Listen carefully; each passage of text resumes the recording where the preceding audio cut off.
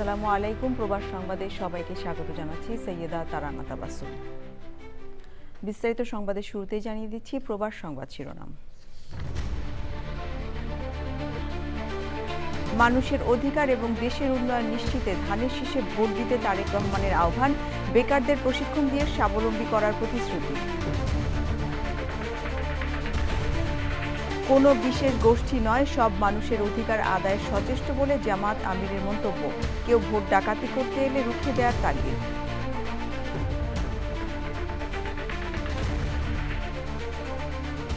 ইরানকে নজরে রাখতে যুদ্ধজাহাজের একটি বিশাল বহর পাঠালো যুক্তরাষ্ট্র। ট্রাম্প প্রশাসনের পদক্ষেপে মধ্যপ্রাচ্যের উত্তেজনা আরও বাড়ার আশঙ্কা। এবং যুক্তরাষ্ট্র জুড়ে তুষার ঝড় আঘাত হানার আশঙ্কা। নিউ ইয়র্ক সহ বিভিন্ন স্টেটের বাসিন্দাদের সতর্ক থাকার আহ্বান।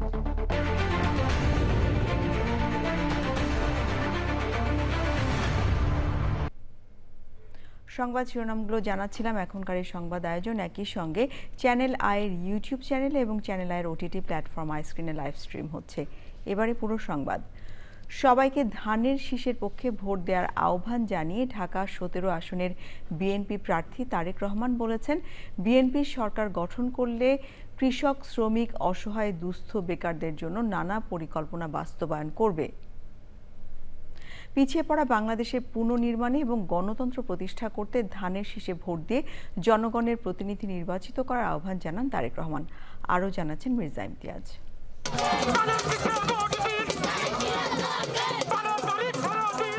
নির্বাচনী প্রচার শুরুর দ্বিতীয় দিনেই তারেক রহমান তার নির্বাচনী এলাকা ঢাকা ১৭ আসনের ভাসানটেকের জনসভায় এলাকাবাসীর সাথে কথা বলেন এবং হাজার হাজার মানুষের উপস্থিতিতে বক্তব্য দেন।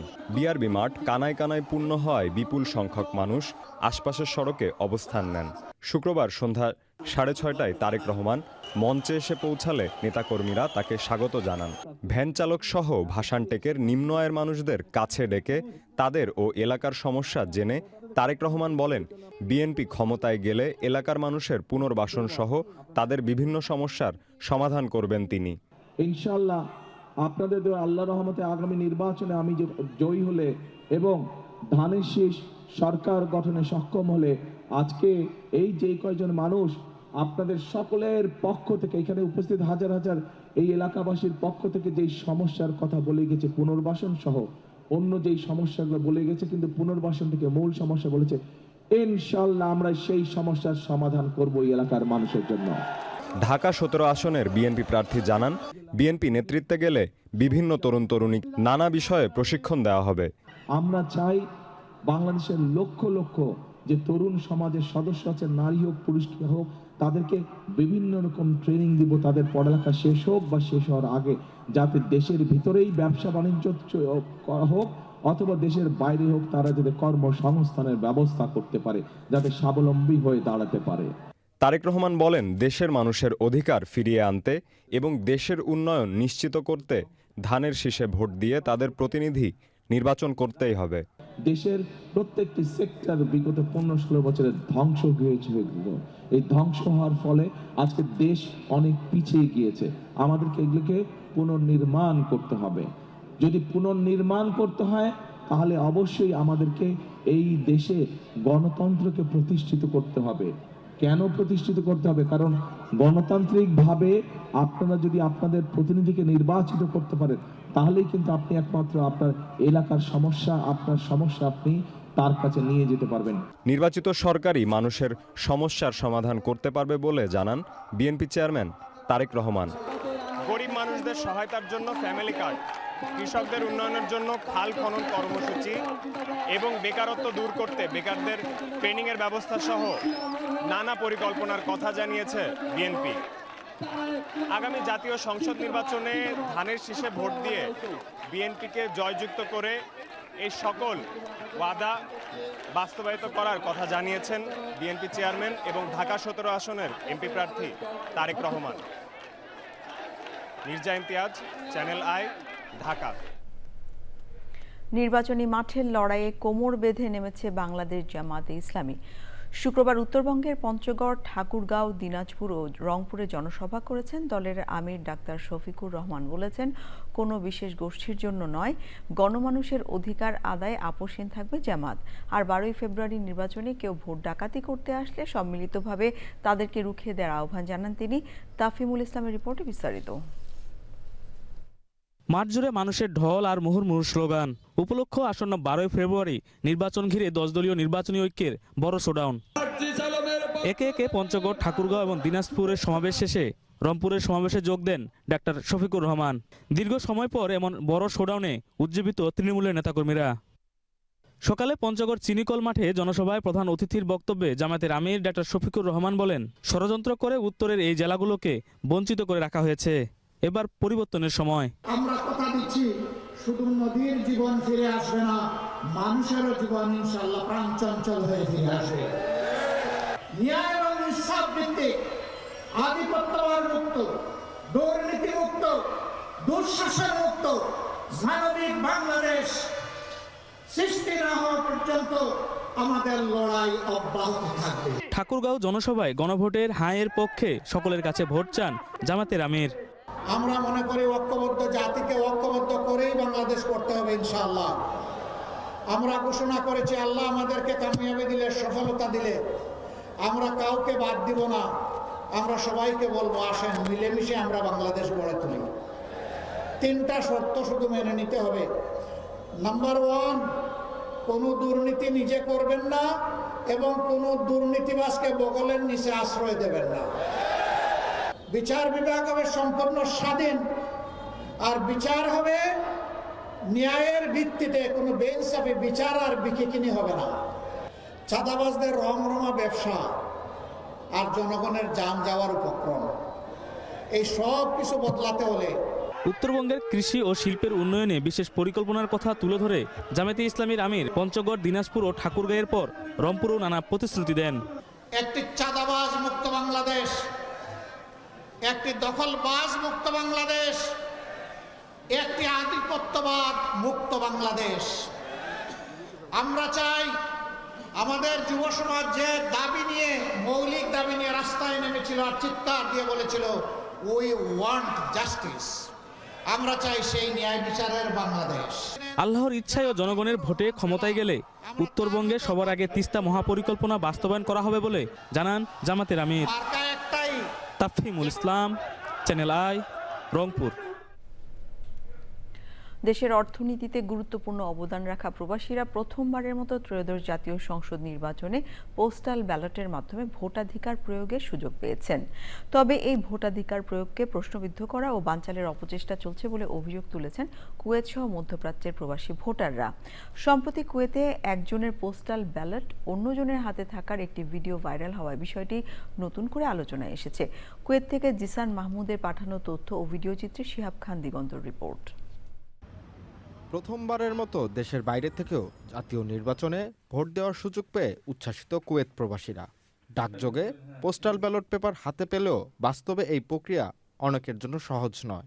সম্প্রতি সামাজিক যোগাযোগ মাধ্যমে কুয়েতের একটি ভিডিও ভাইরাল হয়। সেখানে কয়েকজন ব্যক্তিকে পোস্টাল ব্যালট গ্রহণ করে তা সংশ্লিষ্ট প্রবাসী ভোটারদের মাঝে বিতরণ করতে দেখা যায়।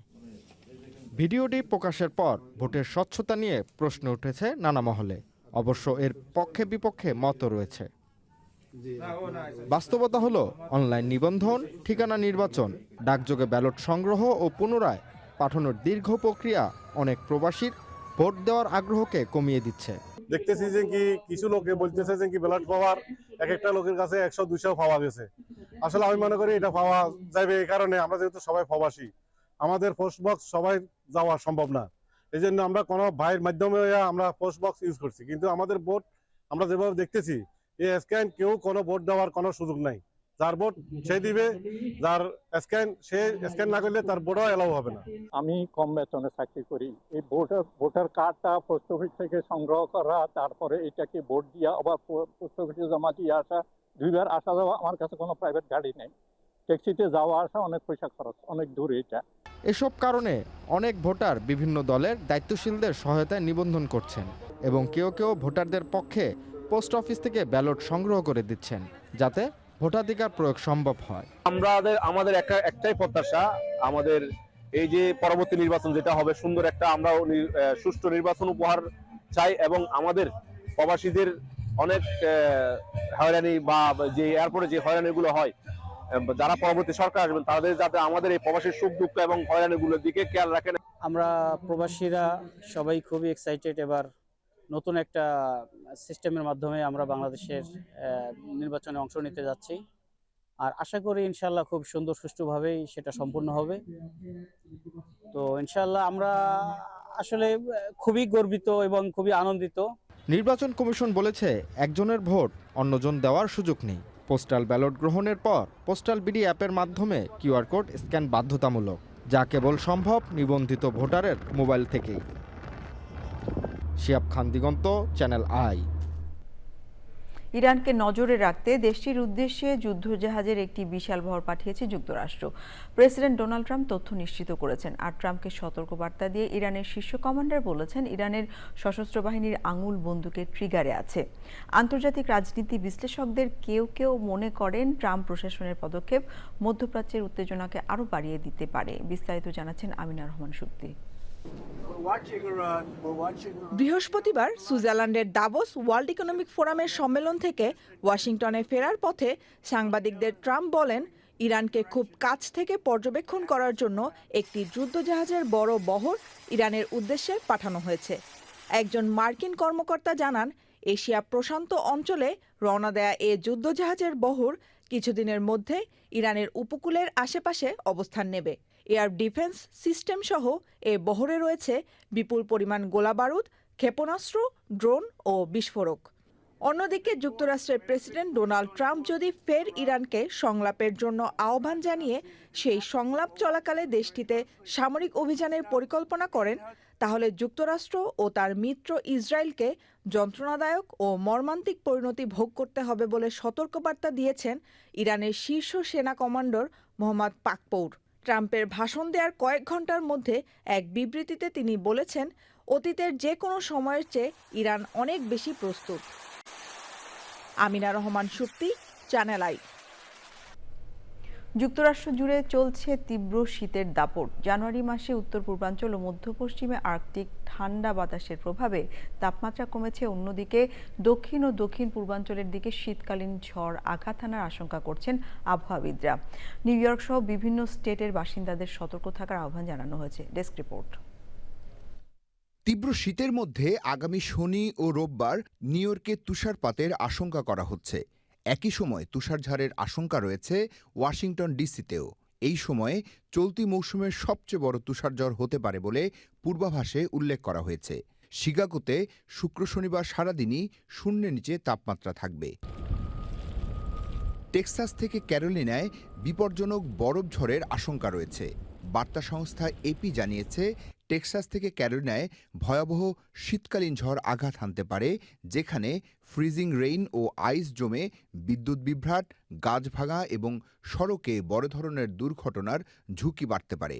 ডালাসে ফ্রিজিং রেইন এবং তুষারপাত হতে পারে, যাতায়াত বিপজ্জনকও হতে পারে।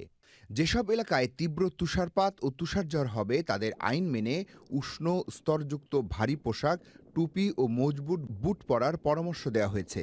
এছাড়াও তুষার সরানোর সরঞ্জাম যেমন সল্ট ও শাবল প্রস্তুত রাখা, গাড়ি শীতের উপযোগী করা, কম্বল, খাবার, পানি, জাম্পার কেবল, টর্চ লাইট, রিফ্লেক্টর ও ফার্স্ট এইড কিটও প্রস্তুত রাখতে বলা হচ্ছে। বিকল্প বিদ্যুৎ ব্যবস্থা, ঘরে প্রয়োজনীয় সরঞ্জাম মজুদ রাখা এবং হিটিং সহায়তার জন্য হোম এনার্জি অ্যাসিস্ট্যান্ট প্রোগ্রাম সম্পর্কে অবগত থাকতেও বলা হয়েছে। যতটা সম্ভব ঘরে থেকে হিটিং যন্ত্র নিরাপদে ব্যবহার করা, প্রতিবেশীদের খোঁজখবর রাখা, বিশেষ করে বয়স্ক ও বিশেষ চাহিদা সম্পন্নদের দিকে বিশেষ নজর রাখারও পরামর্শ দেওয়া হচ্ছে। Desk report, channel I. New York সিটির তরুণদের জন্য বড় সুখবর দিলেন city mayor Zohran Mamdani. Woodhull ও কুইন্সের 16 থেকে 25 বছর বয়সী তরুণদের জন্য চালু হচ্ছে 2টি নতুন স্বাস্থ্য ক্লিনিক, যেখানে মানসিক স্বাস্থ্যসহ সর্বাঙ্গীন চিকিৎসা সেবা মিলবে। মেট্রো প্লাস হেলথের $4 মিলিয়ন সহায়তায় পরিচালিত এই এলিভেটেড ইউ ক্লিনিকগুলোর লক্ষ্য তরুণদের শিশু স্বাস্থ্য সেবা থেকে প্রাপ্তবয়স্ক স্বাস্থ্য সেবায় নির্বিঘ্নভাবে যুক্ত রাখা, জরুরি কক্ষে যাওয়ার প্রবণতা কমানো এবং দীর্ঘমেয়াদে স্বাস্থ্যগত ফলাফল উন্নত করা। নতুন ক্লিনিকগুলোতে তরুণরা পাবেন আচরণগত স্বাস্থ্যসেবা, প্রাথমিক চিকিৎসা, প্রজনন স্বাস্থ্যসেবা, বৃত্তিমূলক সহায়তা এবং সামাজিক সহায়তা পরিষেবা। মেয়র মামদানি বলেন, সামঞ্জস্যপূর্ণ ও উচ্চমানের স্বাস্থ্যসেবা কোনো বিলাসিতা নয়, এটি অপরিহার্য। And we are speaking about the health of young New Yorkers who are often reluctant to seek care or who don't have the health resources specifically tailored to their needs. And we know that as New Yorkers transition into adulthood, their lives, their priorities, they change. Some of them move out of the home that they grew up in. Some of them no longer interact with the parents who would make the appointments for them for these kinds of things. And teens age out of pediatric care and their healthcare needs evolve. And yet we know that those kinds of changes and the lack of that healthcare access, they come with negative health outcomes for young people. New clinics at NYC Health and Hospitals in Queens and right here in Woodhull, Brooklyn, specifically aimed at supporting New Yorkers between the ages of 16 and 25. These clinics will be supported by $4 million from Metro Plus Health, and the services they deliver will be nothing short of comprehensive.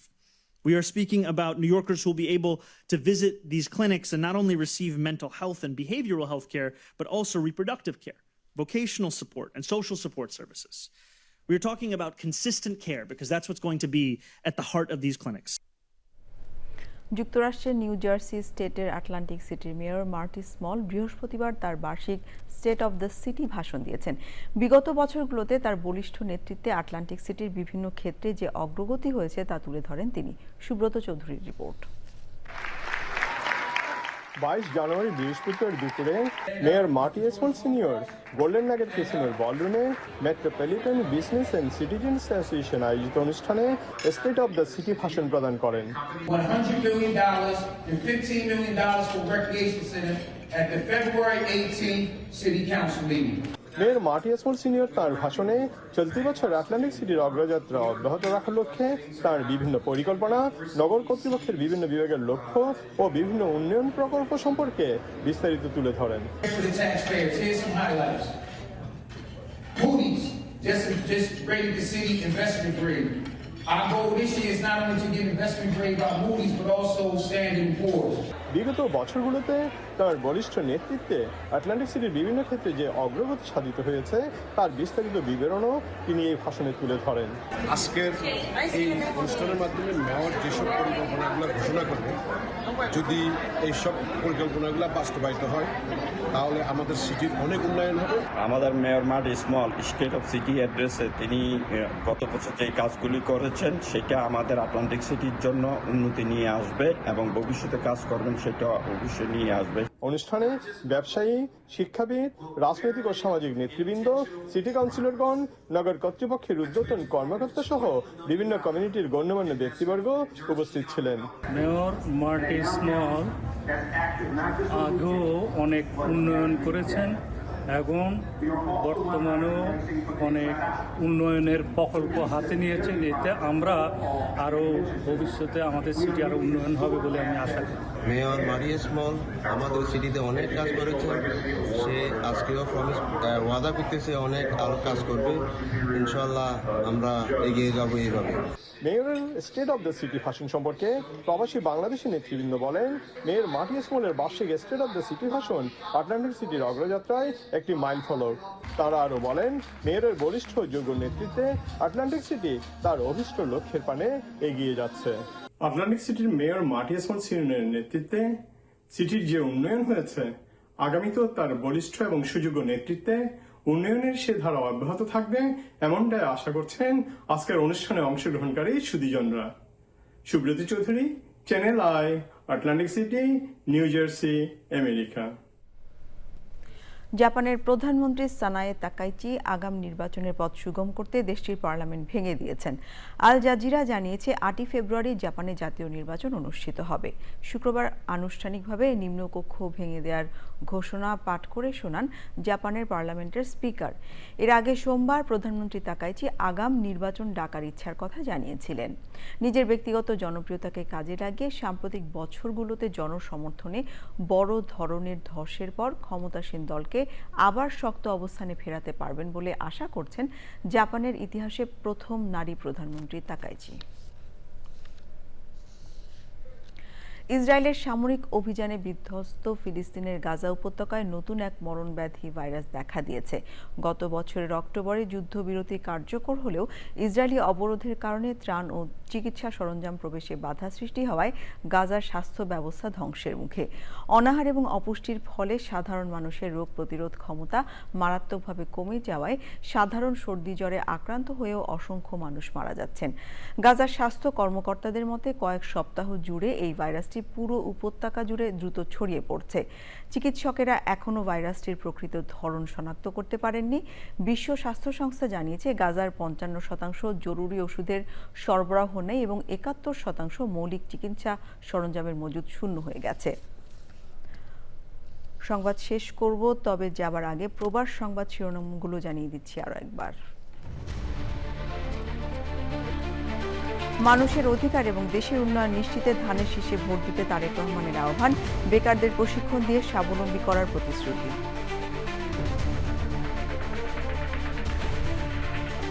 কোনো বিশেষ গোষ্ঠী নয়, সব মানুষের অধিকার আদায় সচেষ্ট বলে জামাত আমিরের মন্তব্য।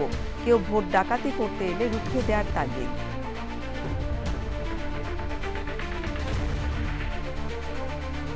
ইরানকে নজরে রাখতে যুদ্ধজাহাজের একটি বিশাল বহর পাঠালো যুক্তরাষ্ট্র।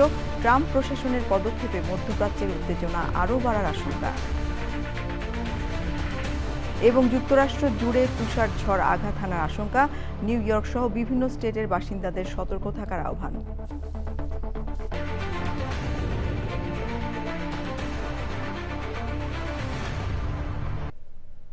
চ্যানেল আই সর্বশেষ সংবাদ জানতে ভিজিট করুন channelionline.com-এ। যুক্ত থাকুন আমাদের সোশ্যাল মিডিয়া প্ল্যাটফর্মগুলোর সাথে। এই ছিল প্রবাস সংবাদ আয়োজন। ধন্যবাদ সবাইকে এতক্ষণ সঙ্গে থাকবার জন্য।